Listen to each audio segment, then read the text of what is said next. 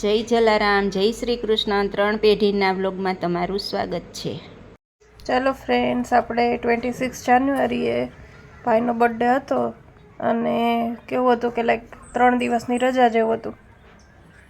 Actually રજા જ હતી તો અમે આવી ગયા હતા અહીંયા ફરવા.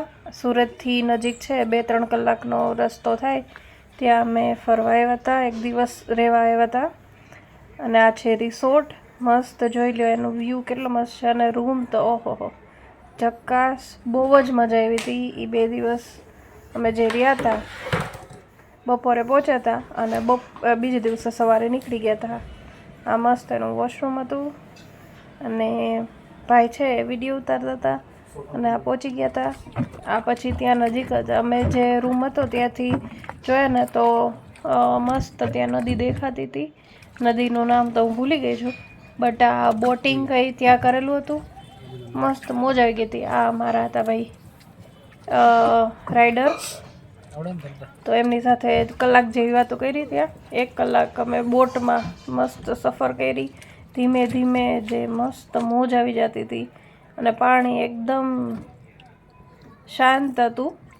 અને એમને અમે પૂછ્યું ને કે ભાઈ આ કેટલું ઊંડું હશે, તો એમણે કીધું કે ભાઈ 45 ફૂટ જેવું ઊંડું છે. અને આ છે જાળી નાખેલી હતી અને એટલે કે ત્યાંથી ફિશિંગ માટેનું.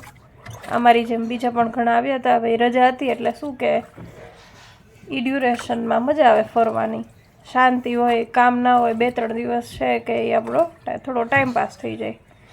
એટલે જો કેટલું મસ્ત છે ને, વાતાવરણ એટલું શાંત હતું ને કે કોઈને એવું થાય ને કે ભાઈ સ્ટ્રેસથી આમ એકદમ રિલીફ જોઈએ છે કે એવી પ્લેસ પર જવું છે કે જ્યાં આમ એકદમ શાંતિ હોય, તો ત્યાં જવા જેવું.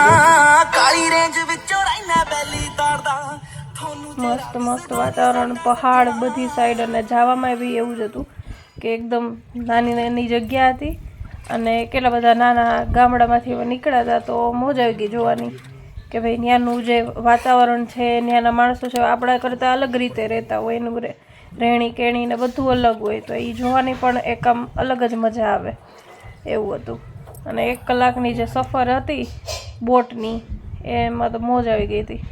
કારણ કે એટલા બધા એક્સપિરિયન્સ થયા ને કે આમ એકદમ કુદરતની વચ્ચે ના આવી ગયા હોય એટલી મોજ આવી ગઈ હતી. પછી આ હતું ગાર્ડન અને આ તમારે લેક વ્યૂ કહી શકાય કે ભાઈ રિવર વ્યૂ કહી શકાય, એવી રીતે અમારો હતો રૂમ. અને આ બીજે દિવસે સવારે અમે જતા હતા નાસ્તો કરવા.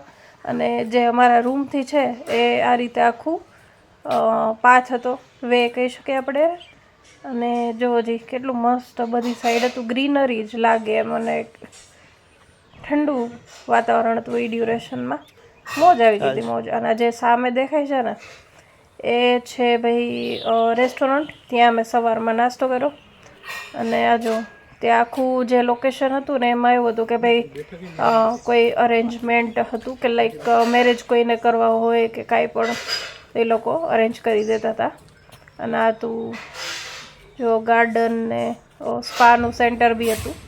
અને આ તો સવારનો ભાઈ આપણો નાસ્તો, મસ્ત હતો નાસ્તો. અને આ છે પોહા, ચા અને કોફી બંને હતા સાથે, અને જ્યુસ અને ફ્રૂટ્સ, જે કંઈ પણ જોઈને ખાવું હોય. ભાઈ અમારા ભાઈને તો છે ને ફેવરિટ છે એટલે એ જ લીધું હતું. અને આ ત્યાંનું હતું સ્વિમિંગ પુલ, એટલે મોજ આવી ગઈ હતી. અને પછી છે અમે નાસ્તો કરીને નીકળી ગયા. આ છે આખો વ્યૂ ત્યાંનો. સ્વિમિંગ પુલમાં પણ નાહવાની મોજ આવી ગઈ હતી. અને આ સામે છે કે ભાઈ આપણે બેસી શકીએ. અને આ રેસ્ટોરન્ટની બહારનું હતું એરિયા.